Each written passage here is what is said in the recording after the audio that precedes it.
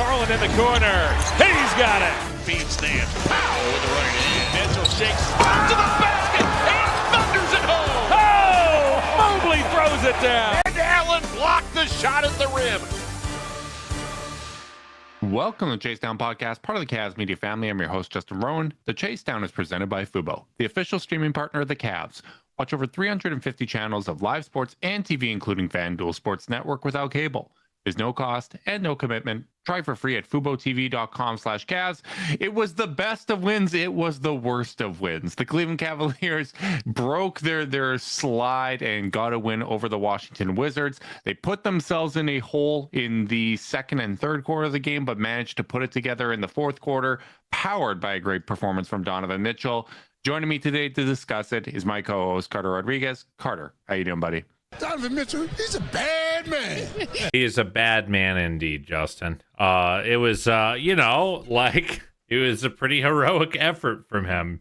And you certainly can't look down your nose at 48 points. And, ultimately, this is the difference between the Cavs and the Wizards, among some others, is that, they don't have someone like that can just go on a night where things aren't really going the Cavs way and everything's going the Wizards way. Cavs win because they have Donovan Mitchell and the Wizards don't. And so I don't want to. I've said it before, but we can sometimes move right past Donovan because it's just so expected. But at this point, he really did win them that game. They do not win that game if he does not go bananas and help them overcome a 15-point deficit in the fourth quarter. We are probably sitting here in complete crisis mode, which, I still have some concerns, which we'll talk about. But there's a difference between complete crisis mode and, being a little grumpy coming off of a win. So overall, you can't help but be freaking blown away by how good he is, how unfair he is when that pull-up gets going, the way he was able to turn the corner and get to the paint. He's awesome. Yeah, he really was. And, you talk about crisis mode. There was that time in the first quarter where it looked like he had hurt himself a little bit. I think he rolled his ankle. He was down on the court for a little bit. So the fact that he was able to bounce back from that and have the dominant performance that he did in the fourth quarter, that was really, really encouraging. That was really, really damn important. The team as a whole started playing with the type of intensity that is required of them in the fourth quarter. There were still the frustrating thing about the fourth quarter is even though the effort did go up, there were still some of those kind of inexcusable defensive lapses and miscommunications on that end. For some possessions, but on others, they did what they needed to gang rebound, to disrupt shots, to be better at the point of attack. Craig Porter Jr. gave them a real lift, really gave them the energy that they needed to start the fourth quarter. And I continue to feel like he is making a case for more minutes. But this is not a good win, but it is a good win, right? Donovan said the same thing after the game. They needed to get a win. It feels better than if they were to lose this game, because I honestly think what we'd be sitting here talking about would be very similar to the Warriors game, where it's if they had the effort that they had in the first and fourth quarter, they would have won the game. This time it was enough. Thank goodness for Donovan Mitchell, but there was still very clearly work ahead for this team. Yeah, Wizards are missing a couple of their best players as well in this game. They're playing guys like Jameer Watkins and Will Riley, who I've never heard of. They played a combined 53 or 52 minutes in this game. So yeah, it's and I don't know. The shot making was definitely there for Washington tonight. That makes it feel better for them. The shot making again, just not there for the Cavs. In the non-Donovan Mitchell category, which is kind of a perpetual disclaimer. Darius goes 0 of 11 from 3 in this game on mostly wide open catch and shoot looks. And he's 2 of his last 25 from 3. He's literally dropped, I want to say, like almost 11 percentage points in the last 3 games he's It's played. unbelievable. He was at 39% before these last 3 games. Yeah, he's like at 27.5 now.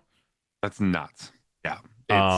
And like, so his jumper just is not there at all. And didn't even feel like it was coming off his hand super clean in a lot of times. And I think you could say the same for DeAndre, who goes 4 of 14. He goes 3 of 10 from 3. I mean, he had 3 air balls or 3 like missed the rim catch and shoot shots. 3 shots where no matter how good your touch is, you're not going to get a shooter's bounce. Yes. Because you're not going to get a bounce. Because you're not getting the rim or you're getting the side of the rim. So like, and then when you just look up and down the roster, you just like, well, where else am I going to get it? I'm not going to get it from Dean. Not going to get it from Lonzo. Jalen just had a very low volume game, though he was perfectly fine in this game. He went, 13 points on 5 field goal attempts because he got to the line. But yeah, I mean, maybe that. But what's so weird is, despite all that, just because Donovan's nuts, they end the game with 130 points. Yeah. So like, I don't know. I don't know what to take away from that, other than like, it certainly doesn't feel like all was fixed in the 5-day break. No, and on the offensive end, a lot of this, like when it comes down to shot making, I do have some confidence that that's going to turn around. Like Darius isn't going to shoot this bad for an entire season. DeAndre's not going to shoot as bad for an entire season. Max is going to help. Sam's going to help. Like I do feel that that's going to turn around, but the communication just needs to be better with this group. Whether it's on the defensive end, I think sometimes offensively, even just checking one another on the court, because the process to start the game, they were really attacking the rim in the first quarter. I thought the ball movement was good. There was a lot of possessions that felt like Cavaliers basketball. I thought there were times where Mobley was being used as a playmaker without it being, okay, Evan has the ball, he stands, and everybody kind of runs around, and then Evan will make the right pass. He was getting the ball off of movement. The motion was continual, and he was making the right reads. I was really, really encouraged, actually, with the first quarter. I was sitting there being like, well, Washington's shooting a little bit above their skis. The Cavs are missing some open shots here. If they keep this up, if they play like they did in the first quarter, they're probably going to win comfortably. Yeah, I mean, yeah, go ahead. They abandoned it. Like they abandoned it, and there isn't that self-correction. The self-correction takes too long to get there. Yeah, you're not wrong. They give up 24 points in the first quarter, despite Washington, in my opinion, shooting pretty well. The shot making I thought was there for Washington. And then they give up 76 points in the second and third quarters combined to a Wizards team that just doesn't really have that kind of punch, to be honest. No. I mean, CJ McCollum just can't turn the corner on you at this point in his career that easy. It should feel like CJ should be able to burn you, but it needs to be like from movement, from tough shot making. Like it was a lot of just like, straight line drives to the rim. Yeah. And I like Bub, but Bub hadn't had a game like that in a while. And I think the Cavs helped facilitate that. Like, there are so many kind of breakdowns. Yeah, Bub's averaging 7 points this season. He's not having a good year. No, and so many of them, it's almost tough to assess exactly where the fault is, because, there are so many kind of points of failure where you're just like, okay, I'm just going to bundle this together and say communication, because they're not working cohesively as a unit. And I mean, I still feel better with this being a win than a loss. Sure. But it's they got to work this out, because this is probably the easiest stretch that they're going to have. Not only from a competition standpoint, but just they're not even really traveling. Like you're in DC for this one against Washington. You're home against the Hornets. You play the Bulls back to back. Bulls haven't won a game since before Thanksgiving. I think they played tonight, but I'm just going to assume that they still haven't won a game. They won. They beat the Hornets. Oh, there you go. All right. Well, I'm wrong. It tends to happen. Then you play the Hornets again. Then you play the Pelicans. You know, a 3-game homestand, and not only that, you're home from the 17th through to the 24th. You know, but before heading to New York for Christmas, and then the schedule gets tough. There is time to figure it out, but you know, it's still very clear that they're playing down to the level of their competition. And if that's going to continue over this stretch, every single one of these games, the result is going to be up in the air. They have to decide whether or not they're going to change that. I have a perhaps mean correction that I want to make. I don't think they're playing down to the level of their competition. I think they're playing at their resting level right now, and that resting level isn't high enough. Like, I don't think it's them. Because we've seen them do this against good teams. No, I'm not trying to be semantics based. I'm trying to actually like point a challenge at the team, which is that like I just don't think their resting heart rate's that high right now. Yeah. And like that, you know, and like we heard them talk about it a lot. They talked about these film sessions they had during the week where, you know, what did Kenny talk about consistently in his media availability? Compete and focus. That is the intensity level we're talking about, and I actually don't think it's been particularly different against the better teams they've played and the worst teams they've played. I disagree. And that matters.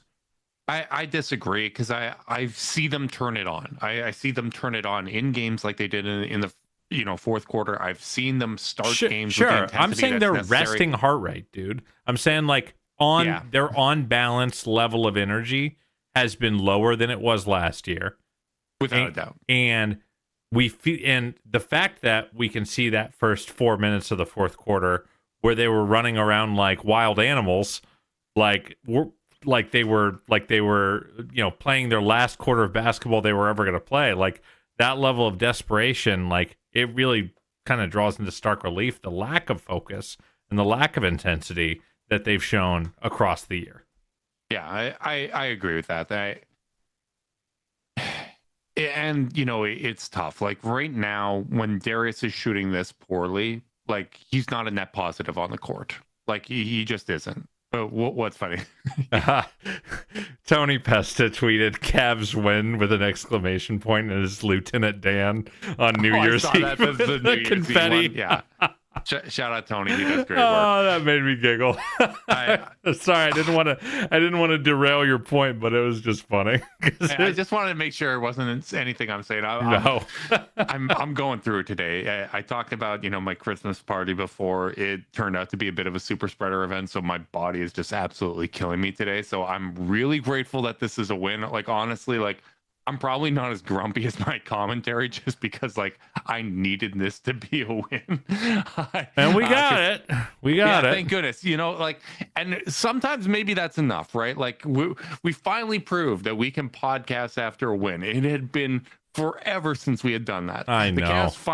The Cavs had multiple games where they played well for 2 out of 4 quarters, maybe even 3 out of 4 quarters.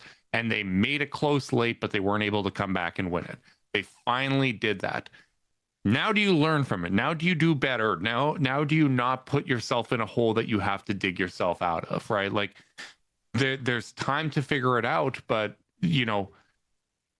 all of this is data points, right? And it's going to lead to tough decisions. It's going to I think when it comes to the top of this roster, you're set with these guys. Like Darius has to play better. Jared Allen needs to come back. Thank goodness, he's practicing over the past week. I'm sure they're trying to nip this in the bud and make sure that when he comes back, he's back and can stay in the lineup here. Sam Merrill's finally shooting again with his right hand. That was a positive report.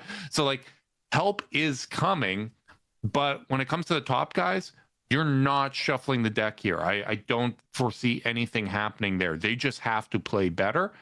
But the rest of it, we need to find out. Like DeAndre definitely needs to play better. We don't know what we're going to get out of Max just yet. But outside of that, man, like Jalen Tyson's playing well, but Lonzo, I know he had a game high in terms of single game plus minus. it did not feel like he was the driver of that statistic in any meaningful way. And frankly, I thought Craig's minutes were better, and I thought Craig actually deserved to close this game more so than Lonzo did. Couldn't agree more. I really, really appreciated what Craig brought. And like it's just all over the box score, honestly. Like sometimes box scores lie, but like 4 offensive rebounds, 2 steals, like those are the plays that the team just desperately needed. And the intensity, the quick feed on defense, even though, by no metric is Craig like a great defender, just having someone playing zippy out there, like, and moving around with like some real focus and force. I just think they really need more of that. He even had a couple really nice passes. He had one transition kind of like shovel pass to Darius in transition that was really, really nice. I agree. I think I also think he deserved to close the game. I get why maybe you didn't, just because obviously Darius is out there, and even though Darius couldn't hit the broadside of the barn as a shooter tonight, he did go 6 of 6 from 2 and 6 of 7 from the line. I mean, which salvaged what could have been a disastrous night. I mean, all of a sudden he's got 18 points on 17 shots. Like, it's not good, but it's not a horror show. So I get it to some extent, but I do think, like, if you were just like compiling who performed the best on the floor for the Cavs, I would say Craig was one of the 5 best Cavaliers tonight in his only 11 minutes. Yeah, he was absolutely essential for getting them back on track and helping the team get back in sync. Just like Zoom Workplace helps us out, Carter, because teams move fastest when everyone's in sync. Zoom Workplace keeps meetings, chats, documents, and more together so your work flows like a perfect play. Keep work moving and zoom ahead with Zoom Workplace. I actually think, like, DG and how he played tonight kind of made me think of just the team as a whole, where all the shots he took, like the 3-pointers in the first half, in a vacuum, every single one of them was fine and understandable. I was like, you know what? Like, you do need to take that. Then when you kind of collectively, I didn't mean to hit my mic there, when you collectively put it all together, you don't feel as good about it, right? And the same thing could be said for a lot of the Cavs' performances here. I thought, in the second half, he was finally driving to the basket, right? Like, he was getting into the teeth of the defense. He was creating opportunities for himself and others. As you mentioned, he went 6 of 6 inside the 3-point arc. But he turned down some threes, in the second half, opportunities that were wide open. And it just shows you that he's out of sync, right? Like that balance isn't there, where ideally, okay, I am going to take the open threes when they're here. It's not falling, but this is a necessity to make sure that this offense keeps a proper balance. But I'm going to get into the teeth of the defense a little bit more. I am going to challenge, poor defenders across the board for Washington, which, once he started actually testing them, he had success. The man needs to find his rhythm. Like, that's really the bottom line here, because the decision making is okay at times. But as I said, if he's going to play this way, it's not a net positive for them currently, which, when he first came back to the lineup, there were some nights where he didn't shoot well, but I felt like he was a net positive. There were other nights where he was shooting well. As he said, he was shooting 39% prior to these last 3 games from 3. So, like, I've seen him play better than this. And it's funny because I actually feel like this is the best he's been moving all season. The decision making is just not where it needs to be. Yeah, and I mean, maybe that's just a matter of him finding himself right now.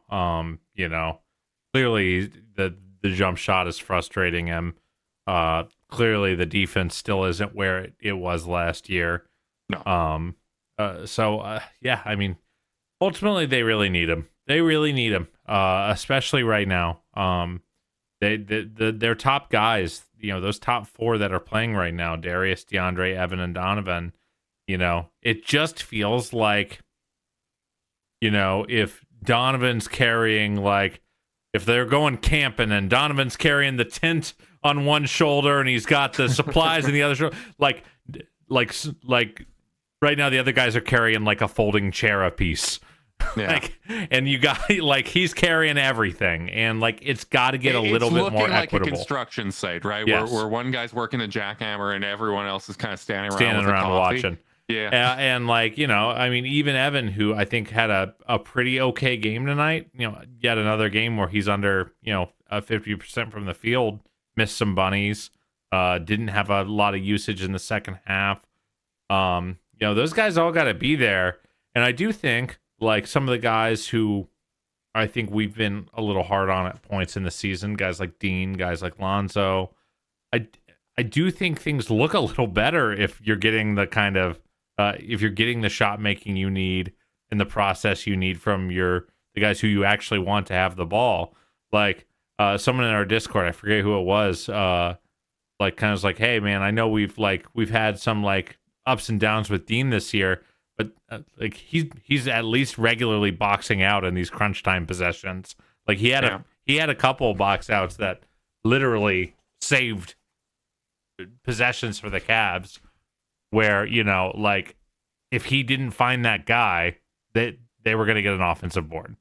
Well, a lot of other guys were standing and watching around. So like I do think, like, to your big point, like the stars all have to be there a little bit more consistently than they are right now, again in the non-Donovan Mitchell division. And then I also think that even spills over to Donovan in the sense of like, why do we think Donovan was a pretty functional defender last year for them? Well, because he wasn't having to try to score 48 points. Like, and they didn't need him to score 48 points on a night-to-night basis. Like, and also like just the integrity of the defense was better. Yeah. Darius did a really good job at the point of attack, so Donovan was able to largely kind of stay on his man in the corner. If someone throws a lazy pass, he's going to get the steal. He's going to have active hands. But they got to rest him on the defensive end. Whereas now, like there's so many breakdowns that he's getting tested, and it's not like he's playing well, right? Like it is understandable, as you said, right? Like he has to do so much on the offensive end. But it's not like his individual defense has been good. It's been really poor this season. And then, even the back line hasn't been as strong, right? Like I'm looking at the cleaning the glass stats right now. Last year, 81st percentile defensively when Mobley's at power forward. This year, 81st percentile defensively when Mobley's at power forward. It's identical. Difference, when Mobley's at center, it's 68th percentile. Going from 108.8 to 113.7. Last year, barely any drop off at all, right? Like the Mobley at center minutes have not been good for this team. They miss Jarrett so bad right now. The offense is worse. The defense is worse when Mobley's playing at the 5, and that's before tonight's results come in. And I'm sure it's going to hurt those defensive numbers. It hurts them not only on the defensive end to not have Jared, but also just from a rim pressure standpoint, right? Like that is when Darius isn't feeling as confident and isn't getting into the paint. Jared Allen pick and rolls are one of the easiest ways to free him up for a lower effort paint touch and some rim pressure with Allen rolling, right? Like it's not, okay, I have to kind of create off the dribble when I'm not 100% confident in my game here against a Washington defender. It's all right, Jared, come set a screen, right? Like the screen setting hasn't been great for this team overall, if we're being honest, but no, I do think Jared has been sorely missed. Obviously, Sam has been sorely missed. And it just, top guys need to play better. Like, that really is the bottom line. I think it becomes easier to assess everybody else once the top guys play like we know that they're capable of playing. Yep. But in the meantime, I really do think guys like Craig just got to play more. I agree. And, like, I do wonder if... I was surprised to not see Proctor in this game, at least a little bit. Obviously, he'd missed the last two for personal reasons. We don't know exactly why, but like I think I would have, especially in that second or third quarter when the rope is being let go of a little bit on that end of the floor. I was like, hey, let's get the kid out there and see what he does. And I mean that's there's no guarantee that's going to get you the results you want, but But yeah, man, I do think it does come down, especially when they're in their deep bench because of the injuries to all of their supplementary rotation players. But like these stars have to be making each other better too, you know? Yeah. Like this whole thing is kind of built around the idea that each star complements the other. And yeah, they're missing one of their four. But like they're really missing two with the way DG is playing right yeah, now, right? But like you know, like DG, Hunter, Mobley, and Donovan really should be enough to put you at a pretty significant talent advantage against most teams. I mean, and they definitely had a talent advantage tonight. I mean, yeah. So like a couple things to point at. Another very nice offensive rebounding game for them. They had 15 in this. So like they were at least trying to get something out of their shot making, which I will credit. A lot of free throw attempts. They got 36 in this game. So like, and Kenny kind of mentioned this, even though they shot too many threes, especially, you know, in that first quarter you were talking about, I did feel an initial like surge of like, we got to get 2 feet in the paint every possession. Doesn't have to end with a shot in the paint, but we have to get 2 feet in the paint every possession. Again, it just goes back to that consistency you were talking about, where it's like, but then you stopped again. Yeah, and really, like, that's the thing. To start the year, again, sometimes what the team is experiencing as a whole can be kind of summed up with the play of one player. And like what the team is experiencing as a whole when it comes to that is very similar to Evan Mobley, where at the start of the year, I think they leaned on him as like a self-creation hub a little bit too much. When what we really need from Evan Mobley isn't for him to be a first or second option offensively. It's a third option that we know he can be, but used consistently. But that we do not abandon him for large stretches of the game, that we continue to rely on him to at least get touches. It doesn't have to be, okay, like we're feeding Mobley on this possession, we're going to have him attack from the nail and see what he can create. It can literally just be a dribble handoff. But get that man the touches, get that man the ball. And I think we've seen pretty consistently, like when Mobley does get the touches, good things do tend to happen. It just gets abandoned for large stretches of the game. And late game, there were, to his credit, there were a couple times where he flashed, he had position to maybe receive a pass, and he was calling for the ball, and Donovan was waving him off.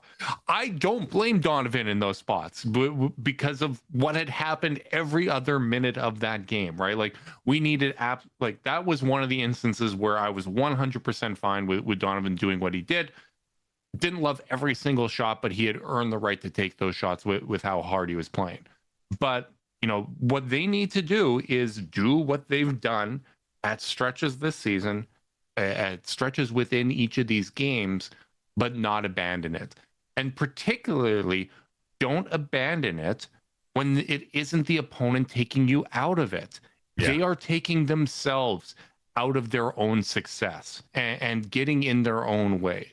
That is probably the most discouraging thing, because I haven't felt like there was a time this year that they stuck with their bread and butter, what they do best offensively, or at least historically have done, best offensively. And what the opposition was doing was what took them out of it. I haven't felt that at any time this season. And some of that might just be they haven't stuck with their bread and butter at any point, and it's hard to kind of, feel that way. But I just feel like so much of what they're going through right now is self-inflicted more than anything else. Yeah, it's it's something they've got to clean up, and they are kind of running out of time. I don't know, like it's a weird middle ground where like there's so much time, but like if there's like a little bit of, I think some of that's artificial in our heads just because we're impatient. That's fair. But there is like an if not now win, with this stretch, at Washington versus Charlotte, at Chicago versus Charlotte versus New Orleans going into Christmas. Like, you got to find a little momentum here. Like, one would think now. Yeah, one would think it would be now. One would think this is the time where you can work through some stuff and still get away with wins, even while you're, going back to the drawing board in some spots. Sometimes you just need an ugly one to get you going too, right? Like, like honestly, this is not a good win, but it could be the start of some, positive progress in the right direction.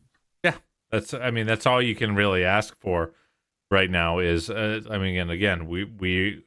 I think the break almost kind of like made me feel like, oh well, maybe we are going to get this like kind of transformative change, and it's like. I just don't know if it's going to be that kind of season. Yeah. I think we're going to see them. I was really hoping it would be more all hands on deck too, right? Like I was encouraged with signs that Jared was practicing in full. Hopefully he'll be available, on Sunday. They definitely are taking a conservative approach when it comes to injuries this season. And, on the positive signs, again, Donovan had an injury scare. Looks fine. That's great.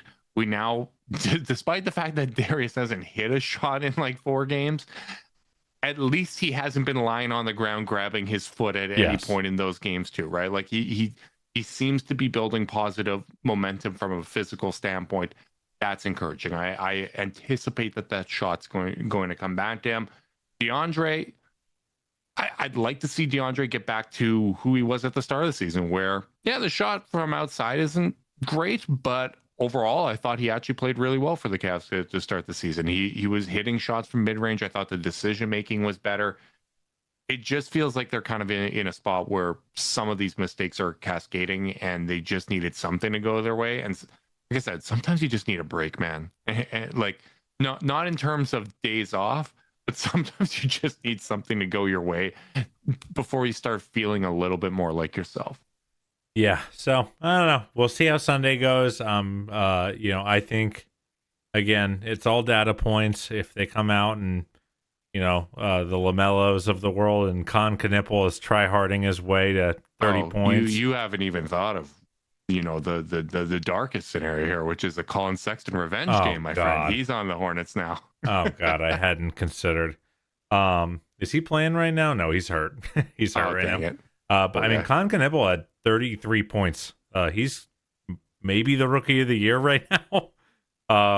So like, I don't think anyone should overlook this Hornets team, who are mostly relatively healthy. I think LaMelo's been out, but Brandon Miller's playing again. Miles Bridges still putting up numbers for them. Knipple has been good, and like no LaMelo might be why they're a little feisty. Yeah, no kidding. So like, I mean, it's I think this shouldn't. You know what? That's not how you need to make your point. You need to look at last game against the Warriors and then this game against the Wizards, right? Like we know that if they are not playing with the necessary focus, with the necessary intensity on both ends of the floor, any game can be competitive. Any game can be a loss, right? Like it's again, it's not going to turn around in a day or two. It's not going to turn around in a game or two, but it's not going to turn around at all if you don't making those positive strides. Yeah. And hopefully this was a positive step to help this team, get going in the right direction, to feel a little bit better. And also, a little bit of a wake-up call again, right? I don't know how many of those are necessary, but, they felt good about what they had worked on in practice. It didn't translate to a game, but they have an opportunity here. They're at home for the next 5 games. Man, by the way, this is a home-heavy schedule to start the year. I shudder to see some of these road trips because they came into this game playing 5 more home games than they'd been on the road. Obviously, that's down to 4, but you're going to pay that piper eventually. Yeah, it's true, but we'll see if they can turn it around. We'll see if I start feeling better. I hope I'm feeling better by Monday because I'm definitely running down a little bit. Appreciate everyone that tuned in on a Friday night. Thank you guys. Make sure you like and subscribe. Click that notification bell so you know when we're going live. If you're listening via podcast and you want to support us, leave us a rating, leave a review, subscribe, unsubscribe, resubscribe, and help cook those books. If you want to be part of Chasedown's exclusive Discord chat, send a screenshot of the review to chasedownpod@gmail.com. However you choose to support us, we really do appreciate it. Make sure you guys are staying safe out there. Until next time, go Cavs.